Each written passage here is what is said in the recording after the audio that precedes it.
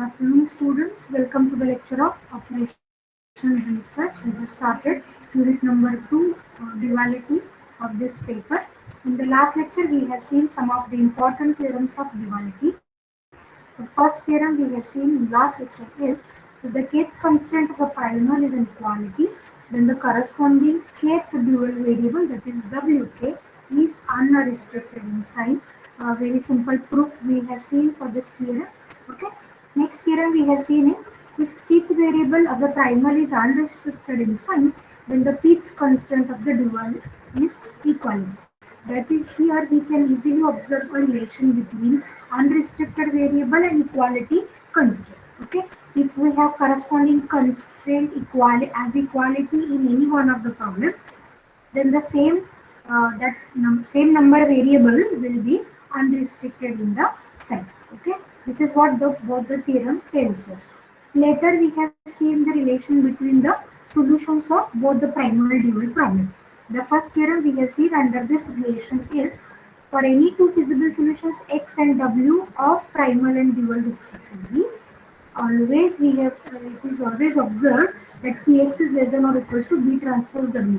That is, value of objective function of the primal is less than or equals to value of objective function of its dual. This is also we have proved, an easy proof was there actually. Okay. Later we have seen a theorem proving the feasible solution or giving us the condition when this feasible solution becomes the optimal solutions of the corresponding problems. That is, if x cap is feasible solution to the primal, w cap is feasible solution to the dual, such that with this condition, that is Cx cap is equals to B transpose W cap, that is value of objective function of the primal is equal to value of objective function of the dual. If both the values are same, then this x cap is the optimal solution to the primal and w cap is the optimal solution to the dual. The proof we have seen in detail. Okay. Now in today's lecture, we are going to observe the condition of when the optimal solution of both the primal dual exist. Okay.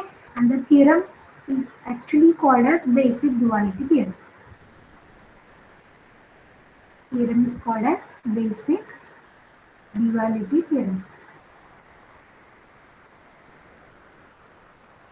Let me write the statement. If x naught into bracket w naught is an optimum solution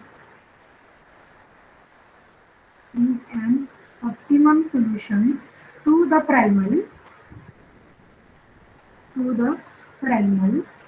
into bracket I will write dual, then prove that there exists an optimal solution, there exists a feasible solution, it is not optimal, it is feasible. There exists a feasible solution W naught into bracket x naught to the dual into bracket primal such that Cx naught is equal to V transpose W naught. Let us try to understand the statement. What the statement is that now we will not read the bracketed statement. We will just read the statement outside the bracket. If x naught is an optimal solution to the primal, then prove that there exists a feasible solution W naught to the dual such that these two are equal. That is, the value of objective function are equal. Same statement we can say if W naught is optimal solution to the dual, then there exists a feasible solution x naught to the primal problem. That is, in both the ways the statement is true. That is, if we know the optimal solution to one of the problem, then we can say that there exists a feasible solution to the other problem. Okay, and provided Cx naught is equals to V transpose W naught. Okay, previous two theorems gives us only a condition about feasibility. Similarly, condition about optimal solution to the primal. Now this theorem gives us the condition for if one problem has optimum solution, then there exists a feasible solution to its dual. Let us move towards the proof of this statement. Okay. In order to prove this, let me write the linear programming problem in a primal form first. The primal problem can be written as, yes, can anyone tell me the matrix form of primal problem?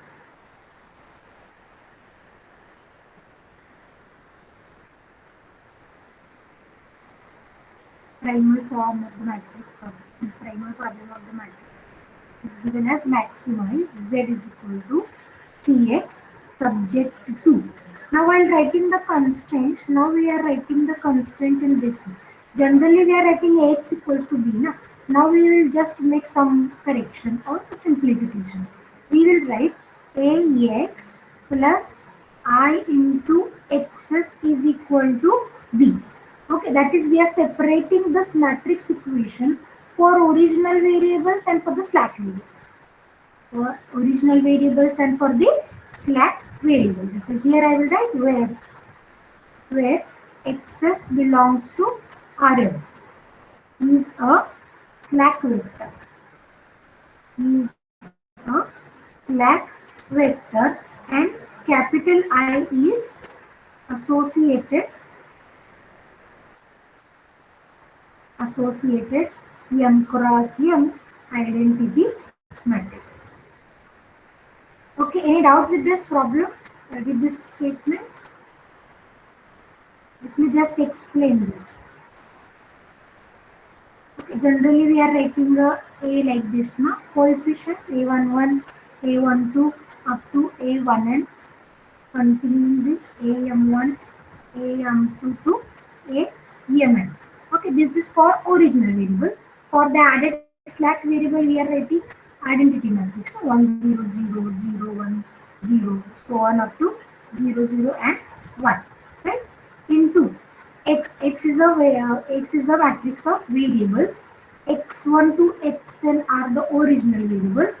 Later we are adding the slack variables xm plus 1 to xm plus n say, and is equal to all the right hand side constants b1 to bn. All the right hand side constants b1 to bn. Okay, now we are just separating, instead of writing x equals to b directly, we are calling this as a matrix A. This is my identity matrix. Okay, then x is the collection of original variables. X is the collection of original variables and xs is the collection of slack vectors. This is x and this is xx we are writing. This is xs we are writing. Okay, now one can write this ax equal to b in the form ax plus ixx is equal to b. Ax plus ixx is equal to b. A and I are the submatrices of this given system. Is that clear to everyone? How we are writing? Yes, Ax ma'am. plus ixx. Okay. Next is, now let me just close this.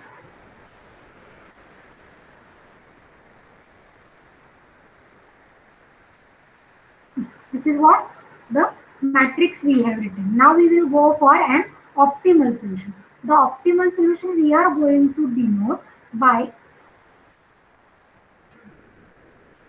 the optimal solution of the primal we will assume, and let me write the optimal solution as say x naught. And how we are writing the optimal solution?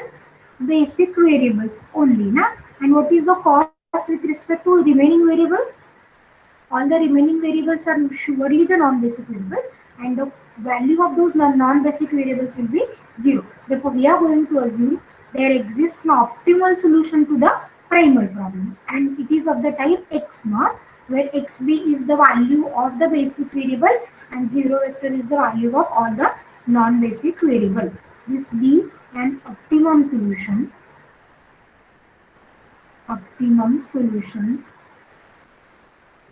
to the primal.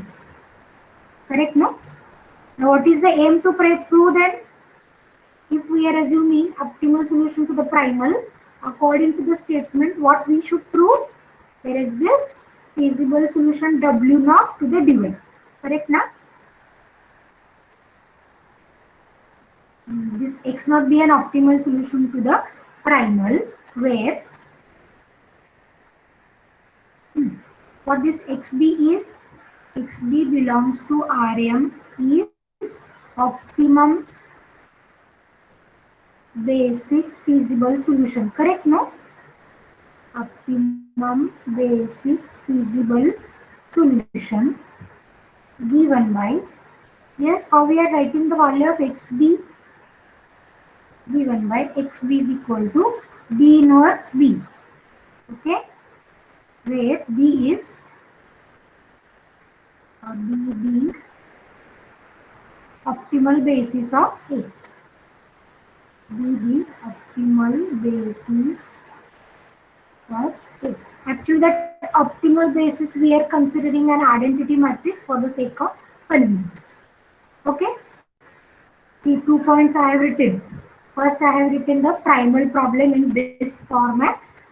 Ax plus ixs is equal to b. We have represented as a constraint equations.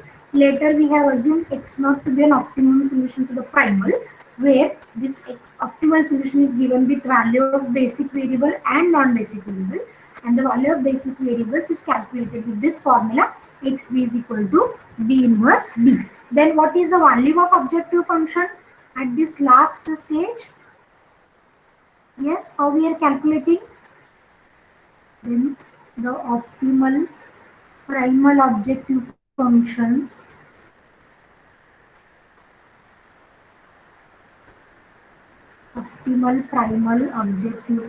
is, how we are writing the value? Z is equals to cx naught, okay, which is actually cbxb, no?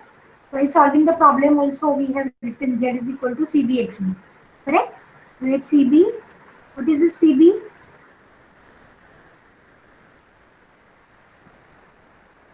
I hope I am clearly audible. No one is responding. Cost of basic variable. Yes, this is the cost vector I will write now. This is the cost vector associated with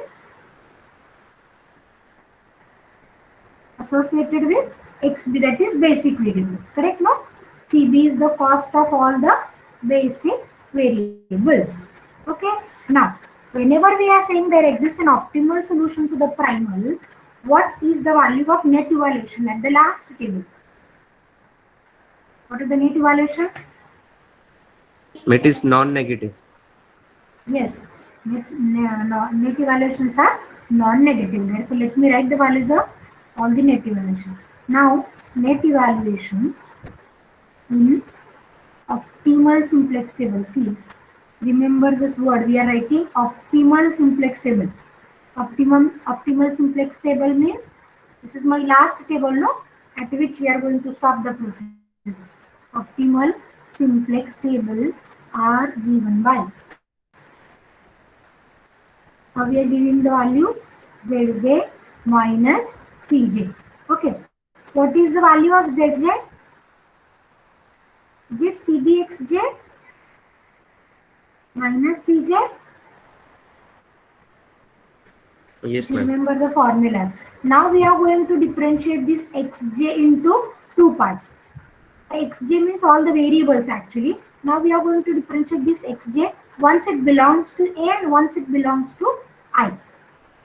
Correct? Therefore, here we will write that xj as b inverse aj minus cj as it is, provided this aj is in A. Similarly, we will write this as b inverse into ej minus the cost is 0 for all ej in identity matrix. Okay, try to understand this xj. We are writing once belonging to this A, once belonging to this I.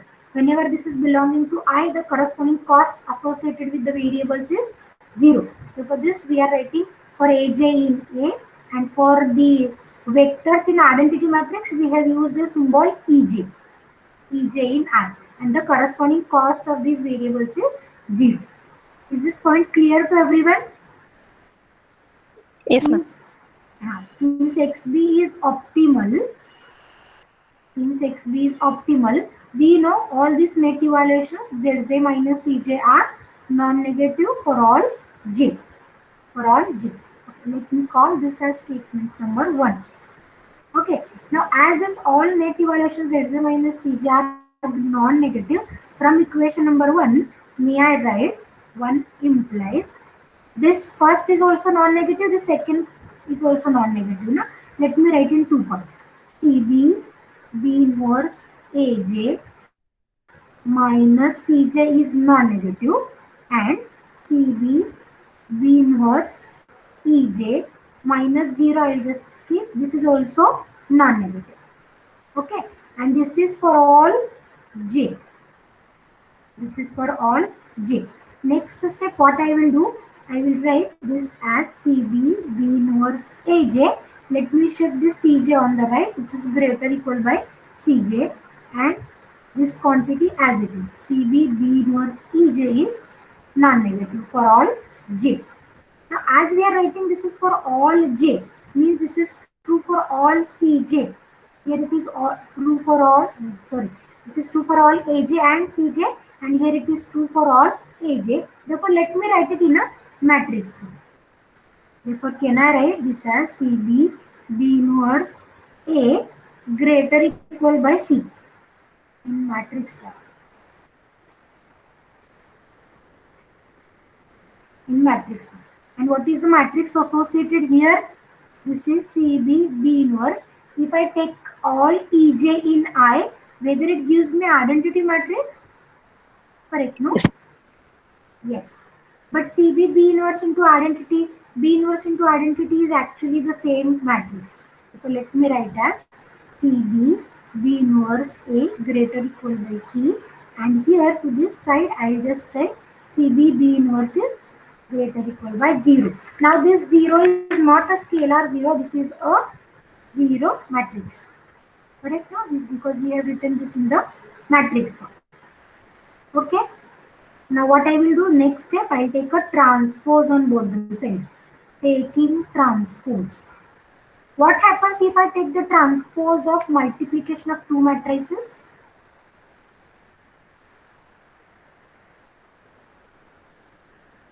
A dot B transpose. It's B transpose into A transpose. Yes, this is B transpose into A transpose. We have to change the order. Correct? Now here also I will change the order. Okay. What will be the transpose now? Is it A transpose B inverse?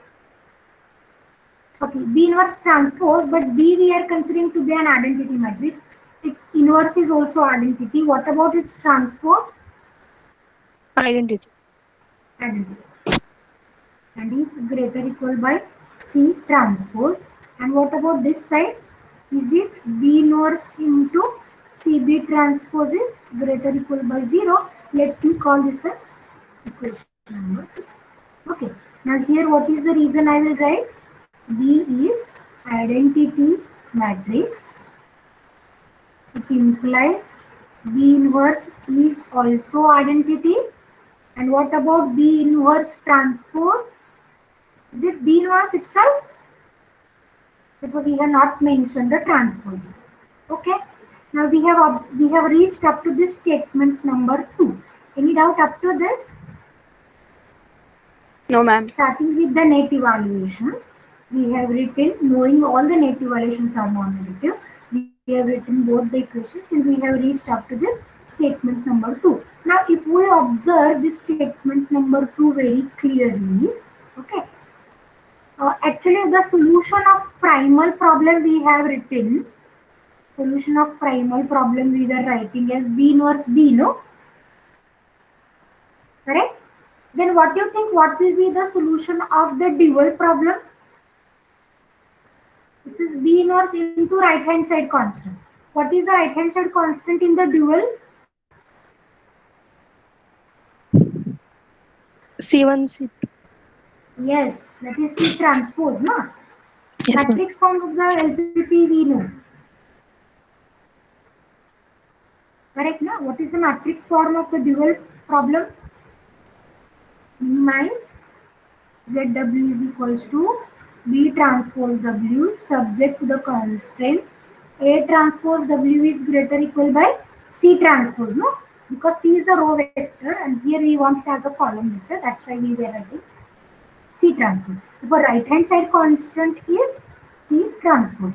Therefore, if I consider only for the basic variables, this is CB transpose. And this is giving us the solution of the dual problem. This is giving us the solution of the dual problem. Therefore, what we will do, we will consider this to be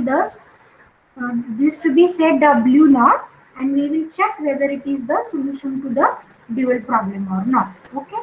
So here we will write now if we let W naught is equal to B transpose B inverse into CB transpose. B inverse into CB transpose, which actually belongs to Rm, then above equation 2 becomes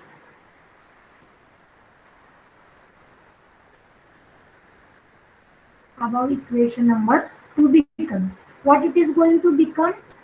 This we are keeping as W naught, sorry, correct now, and this is also W naught. Therefore, what is this first inequality giving me?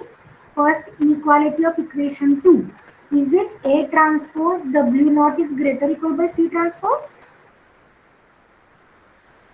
A transpose W naught is greater equal by C transpose. And what is the second inequality gives us?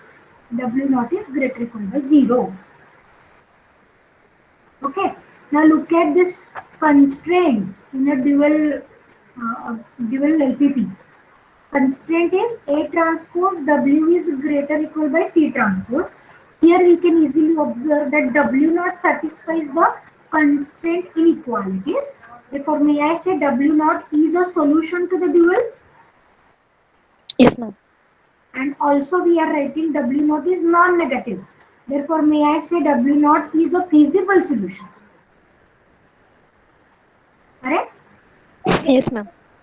This implies W naught satisfies set of constraints in dual problem. Set of constraints, and I will write set of constraint and non-negativity restrictions. Correct? Now this is non-negativity. Set of constraint and non-negativity restriction of dual problem. Okay. Therefore, may I write this W naught is feasible solution of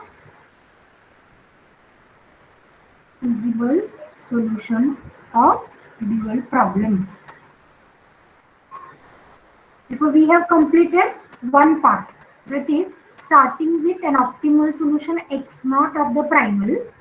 Starting with an optimal solution x naught of the primal, we have proved that there exists a feasible solution W naught to the dual. Now what remains to prove? This last statement remains to prove, that is Cx naught is equal to B transpose W naught. Let us go for proving this last part. Okay. Now we will find out the value of corresponding dual objective function. Now the corresponding dual objective function is, or we have written the dual objective function B transpose W, no? Can anyone tell me why B transpose we have taken? Because B is a vector, column vector of order n cross 1, right? W is set of variables. What is the order of this W? 1 cross M. Yeah, it's 1 cross M. Okay, if we take as it is a multiplication B into W, this multiplication would not be W is 1 cross M, na? One row, no, it's M cross 1. Correct, na? Column vector, na? It is. Yes, ma'am. Correct, na? I also got confused. Only one row, one column it has. This is m cross 1. Correct? If we just look at these orders, this multiplication is not possible. Therefore, in order to get the resultant one by one, we have taken the, yes, we have taken B transpose. If I take B transpose, what will be the order? This is 1 cross m. And then W will be m cross 1, and the resultant B transpose W is of order 1 cross 1. Okay, instead of doing this, may I do like this, W transpose B? What will happen? Is it okay for the multiplication? What is W transpose? 1 cross m. B is m cross 1. What will be a resultant? W transpose B. It's 1 Still cross it is 1. 1 cross 1, no? Therefore, the objective function can be written either B transpose W or W transpose B. For the sake of convenience, here we will take B transpose W. Okay? Therefore, here at W0 we want to find out the value of objective function. Initially, I will write this as B transpose W0, but it is equivalent to write this as W0 transpose into B, as I shown you just now. Okay, why I have written this? Because this calculation makes me easier. Okay, what is W0 we have selected? B inverse into CB transpose. B inverse into CB transpose. Now we have to take its transpose into small b. Okay, what is the transpose now? CB transpose. One more times, if I take a transpose, it gives me simply CB. Okay, then B inverse will be as it is into B. But what is B inverse B? Is it XB? Yes, ma'am. And this is nothing but the value of objective function Cx0, which we have written initially. Z equal to Cx0 is equal to CBx. Correct now? So what we have proved? We have started with B transpose W0 and we have proved it as equal to Cx0. Thus, what we have proved? For an optimal solution X0 of the primal problem, there exists a feasible solution W0 of the dual, where the value of objective function at these two solutions are same. Let me write. Thus given an optimal solution X0 to the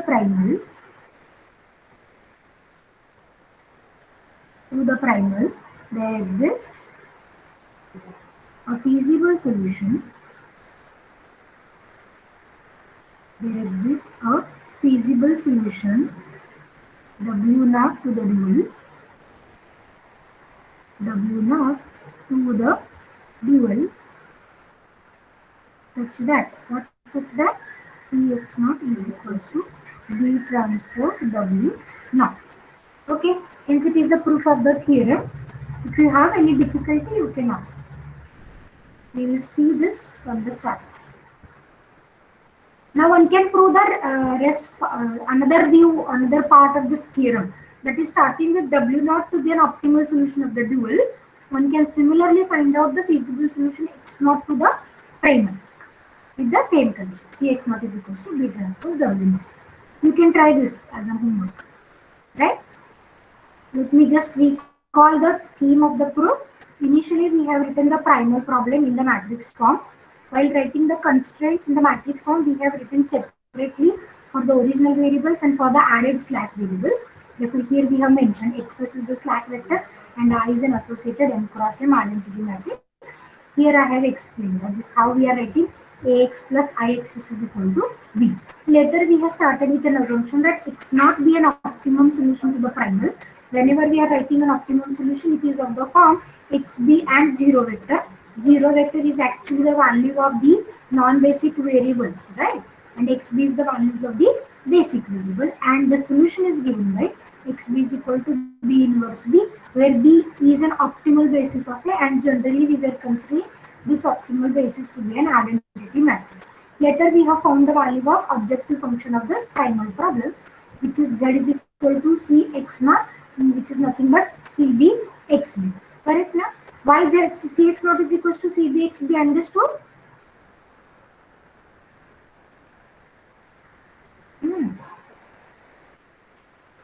C is actually having the cost. If I just separate it into the form, cost associated with the basic variable, and what for the cost of the remaining variable? Cost of non-basic variable here if I write. Okay, what is x naught? This is xb, and what is the cost of the value of the non-basic variable? 0. If I take cx naught, then by dot product, this is actually a multiplication of cbxb and cost of non-basic variable into 0. Cost of non-basic variable into 0 gives me 0. Therefore, v remains with only cbxb. Correct na? This is the logic behind cx naught is equal to cbxb. Then we have, as we are observing the optimal solution of the primal LPP, we know obviously the net evaluations are going to be non-negative. Here we have written net evaluation zj minus cj as cbxj minus cj. Xj we have written separately. Xj we have written separately once for a, once for I. Whatever the submatrices we have made, once for A and once for I, and the value we have written B inverse AJ if AJ in I, sorry, if AJ in A, and the value XJ is B inverse EJ if EJ in I. And we know as this solution is optimal, all net evaluations are non-negative. Therefore, we have written both the statement non-negative. Okay, and as it is true for all J, we will write it in the matrix form. The matrix form we get is CBB inverse A is greater equal by C.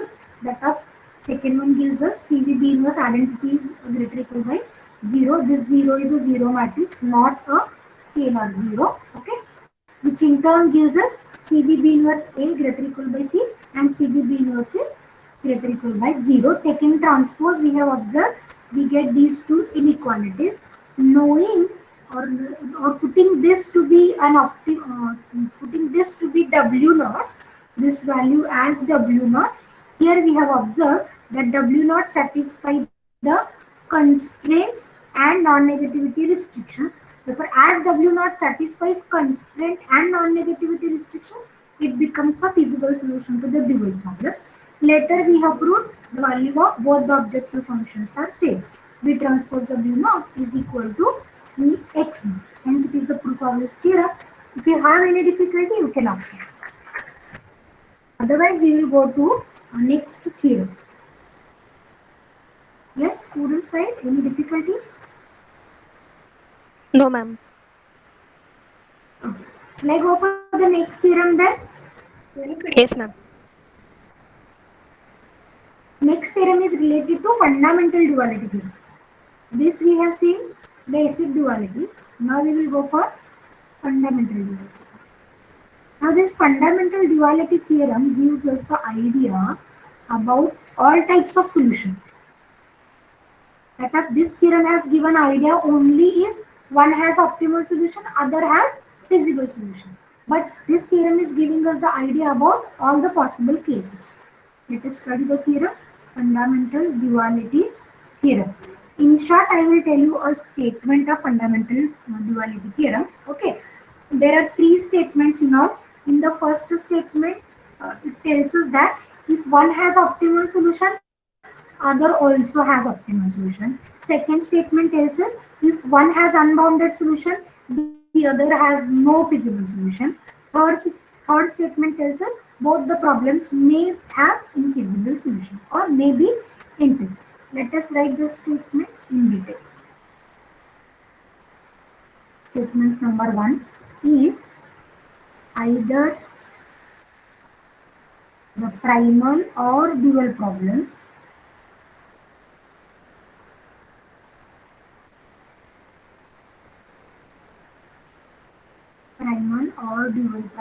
has a finite optimal solution,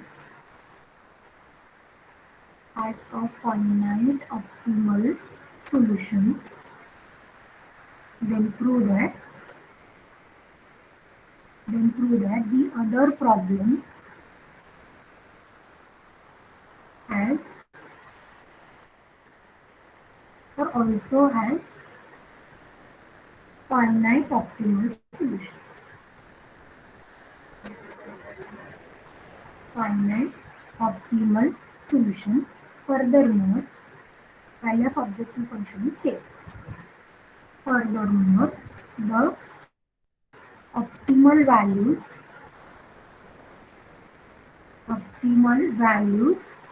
of the objective function in both the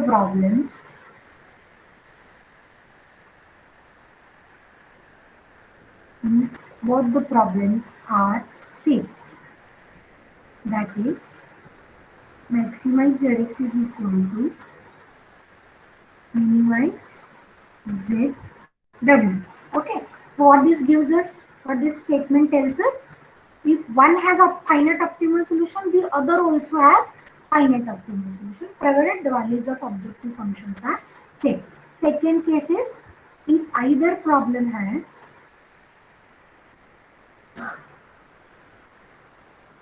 an unbounded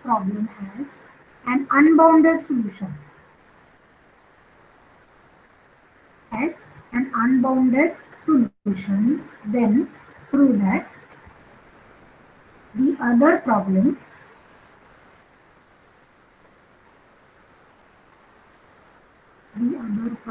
has no feasible solution at all.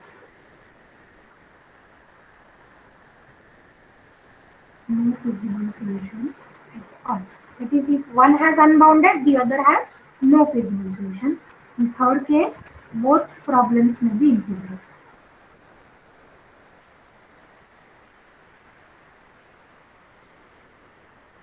Both problems may be infeasible. That is, may not have any solution. May not have any solution.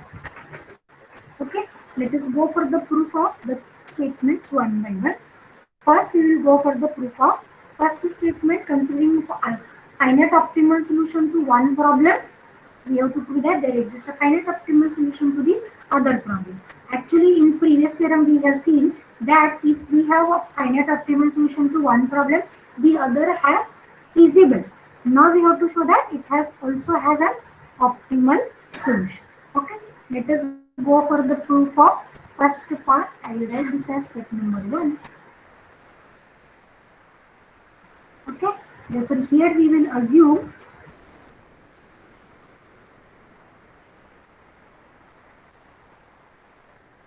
the primal has optimal solution. Okay, and we will prove that the dual also has finite optimal solution.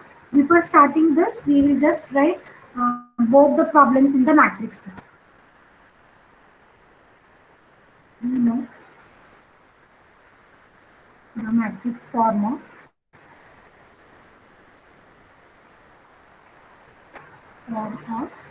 both problems. What is the matrix form of both problems? First, I will write primal. Yes, what is the matrix form of primal problem? Maximize Zx is equal to Cx. Okay, subject to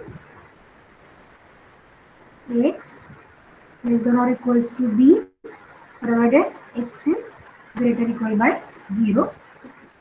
Later, I will write the matrix form of the dual problem, where the dual problem is minimize Zw is equals to V transpose W, subject to A transpose W is greater or equal by E transpose, provided W is non-negative. Okay. Now here, in order to start with an assumption that the primal has an optimal solution, we first assume that the primal problem has a feasible solution, and then the maximal feasible solution is obtained by the simplex method. Okay. We first assume that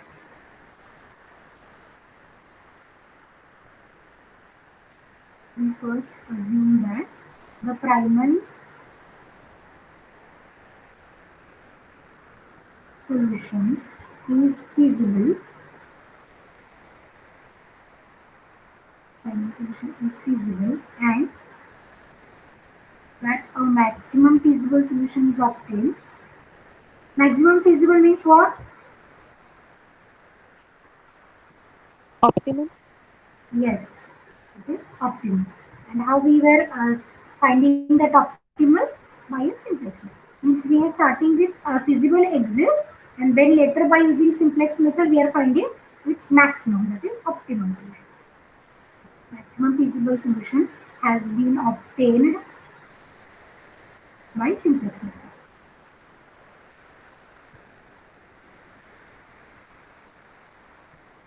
By simplex method.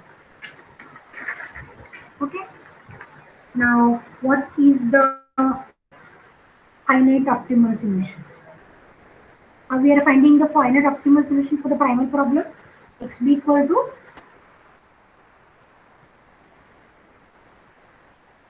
xb is equal to what? B inverse B, no? Correct, na? Yes, ma'am.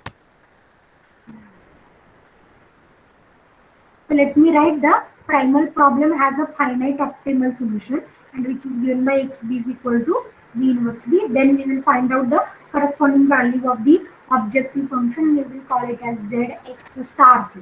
Okay, whatever is the optimum value. And again we know as the solution is optimal by the net evaluations, all the net evaluations should be non-negative, and in the previous theorem itself we have written the two inequalities on the matrix on equation number 2 we have written in the last one. We are going to write up to this as it is. Okay, let the primal problem has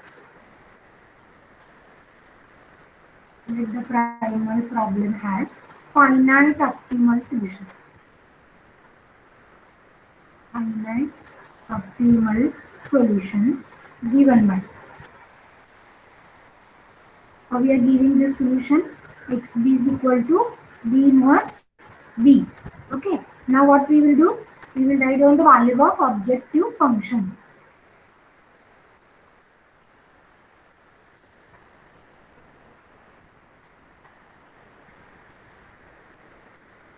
Then the corresponding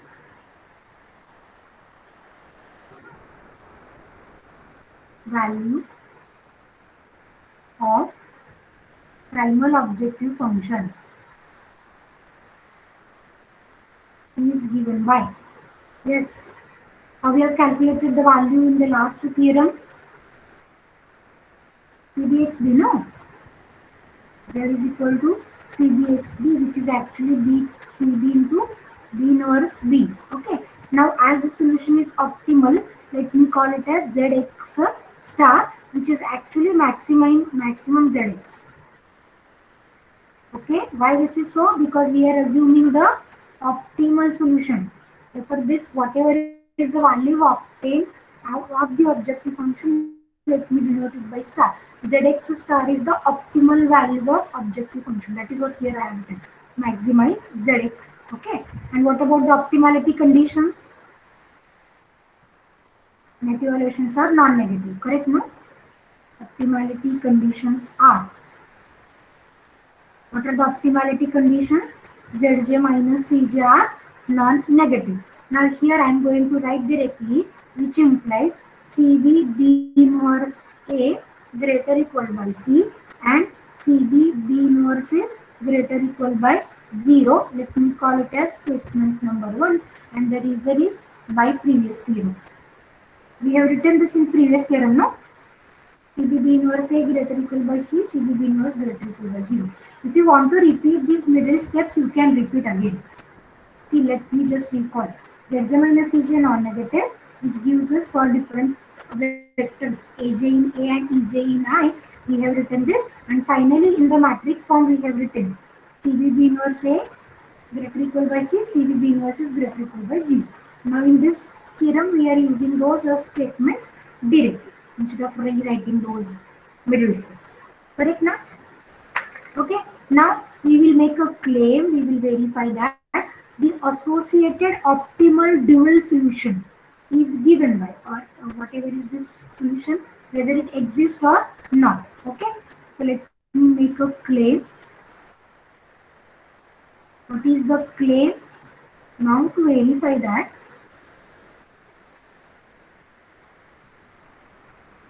the associated dual problem,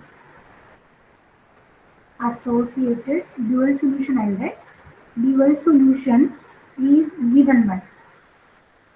How we have written the solution?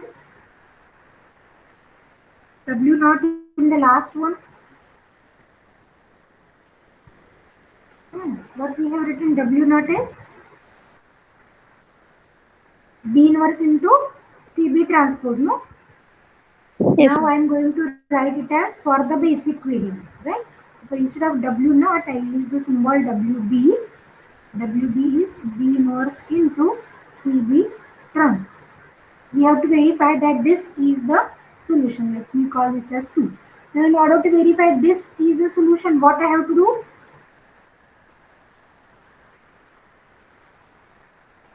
WB satisfies constraints of dual problem and the feasibility also. Now from this statement number 1, okay, from statement 1, may I say this WB is non-negative? From 1, CB B inverse is greater equal by 0. If I take a transpose, this is B inverse into CB transpose is greater equal by 0. Here I will take a transpose, taking transpose. Right? What is B inverse CB transpose? We have assumed this to be WB and is greater equal by 0. Therefore, what we have proved? The WB satisfies feasibility condition.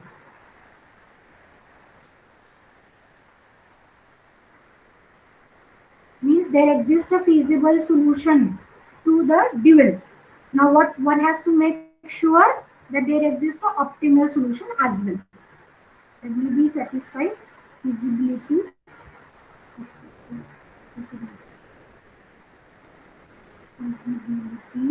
condition. Correct? Now what is the next? I'll have a claim. The solution is optimal. Therefore, we will prove that this maximize Zx is equal to minimize Zw. Okay, one thing here, you can skip those steps. You can skip those steps and you can write by previous theorem. WB is feasible solution to the dual. Correct, na?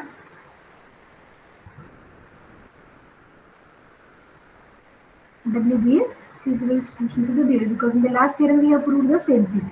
Now in order to check whether this feasible solution is optimal or not, we will make a claim maximize Zx is equals to minimize Zw. Okay. Now we will start with the solution of the dual problem. For the solution WB equal to B inverse CB transpose, the corresponding value of objective function is, the corresponding value of objective function is, what is the value of objective function correspondingly? Let me write that ZW star, which is B transpose WB, or we have written this to be WB transpose into B. This also I have made it clear. Okay. Now let me use WB transpose. WB is this, therefore what is its transpose? Transpose into small b. What is the transpose? This is CB B inverse into B.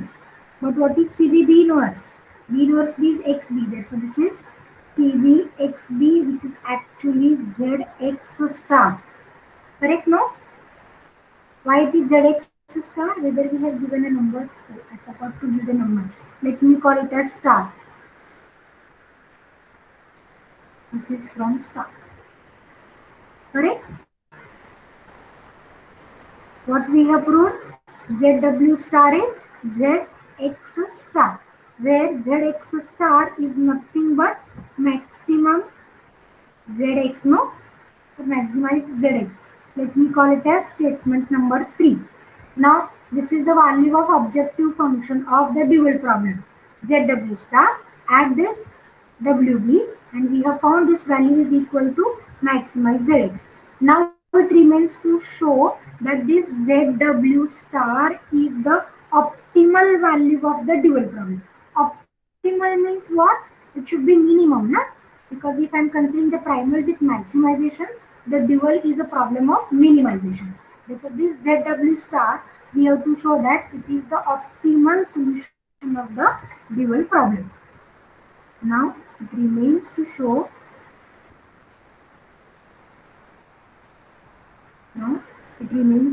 that ZW star is also optimal solution. Optimal solution to dual. Optimal solution to the dual, that is minima problem. This you have to keep in mind that the dual is a minima problem. Okay, but in the previous theorem, what we have proved? Zx is less than or equals to Zw. First theorem of last lecture. Remembering this or not? Yes, sir. Yes, ma'am. For all feasible solutions, x and w we have written this Zx is, should I give number here? By previous theorem number 1 actually. We have given a numbering as 1. No? Zx is less than or equals to Zw. Okay. Now what we will do? Extremes of primal dual, those two we want to relate. But what is the extreme values of both this problem? Always the value of objective function is less than by value of objective function of the primal is less equal by value of objective function of the dual. Therefore, may I write maximum Zx is also less than or equals to minimize Zw, because one of the feasible solution gives us the minima of dual and one of the solution x gives us the maximum of Zx. Therefore, maximum Zx must be less than or equals to minimum Zw. Now what I will do, I will just substitute this maximize Zx is equal to Zw star here. So what we have proved? Zw star is less than minimum Z. But is it possible to find out the value of objective function of the dual less than the minima? No, it is not. No.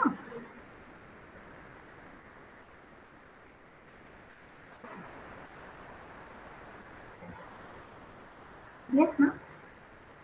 Yes, ma'am. लक्षात येते काय म्हणते ZW star ही dual objective फंक्शनची value आहे आणि आपण claim काय करतोय ती मिनिमापेक्षा स्मॉल आहे. Is it possible to have the value of objective function less than its minimum value? No, It is ma'am. not. The strictly less will not hold which equality, what relation is going to hold? Equality is going to hold. Correct now? Therefore, may I write hence ZW star is equal to minimum ZW. Okay, but what we have proved? ZW star is maximal Zx. Now we are writing ZW star is minimize Zw. Let me call it as 4. From 3 and 4, what we have proved? Maximize Zx is equal to minimize Zw, and also we have proved that this Zw star is optimal solution to the dual problem. Is optimal solution to dual minima. Okay, hence it completes the proof. Let me recall. Okay, starting with an assumption, there exists an optimal solution to the primal problem. Here we have written both the primal dual problem. In order to assume that there exists an optimal solution to the primal problem, we have first assumed that there exists a feasible solution, and then later by simplex method, that feasible solution can be converted to an optimal one, and the value of objective function is given with this sorry, the values of the variable is given with x is equal to b inverse b. Value of objective function is zx star given by this star equation. Okay. Then this, as this is having an optimal solution by using optimality conditions, this we can obtain very similar to the previous theorem. Actually, previous theorem itself tells us that there exists a feasible solution to the dual and is of the type WB is equal to B inverse CB transpose. Therefore, WB satisfies the feasibility condition. Now, in order to show that there exists an optimal solution to the dual, our claim is to make this statement true. Okay. To prove this, what we have started with, WB be the corresponding feasible solution of the dual problem, and the value of objective function is obtained by ZW star. Okay. With corresponding steps, we have proved ZW star is equal to ZX star, but ZX star is the optimal value of objective function. Therefore, ZW star is maximized ZX. Okay. Now, what remains to show that this ZW star is optimal value of the dual problem. In order to show this, we have used this statement Zx is less than or equal to Zw for all feasible solutions x and w. Now here also we have feasible solution to both the problems. Therefore, for the feasible solution of the primal, maximize Zx whole. For the feasible solution of the w, minimize Zw whole. And this relation is true. Maximum Zx is less than or equal to minimize Zw, which gives us Zw star is less than or equal to minimize Zw. But ZW star is the value of a dual objective function which cannot be less than by its minimum. Therefore, this strictly less will not hold. The only possibility is equality. ZW star is minimized ZW, and hence this gives us W star is the optimal solution to the dual, proving maximize Zx is equal to minimize ZW. Hence the proof of the first part of this fundamental duality theorem, that if there exists an optimal solution to the primal, then there exists an optimal solution to the dual. Now one can prove similarly, starting with optimal solution to the dual, one can prove optimal solution of the primal as well. Similarly, starting with finite optimum solution of the dual,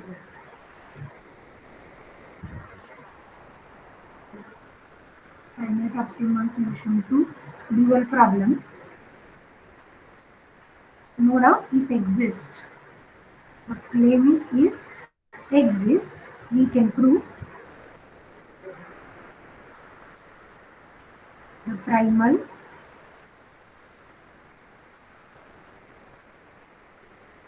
has finite optimal solution. Primal has finite optimal solution. We are not going to repeat this second part. Is that okay? The two parts of this statement are still remaining. That is, if one problem has unbounded solution, the other has no feasible solution. Third is, both the problems may be infeasible. We will cover these 2 points in the next lecture. If you are having any difficulty in today's lecture, you can ask the questions. Questions from students.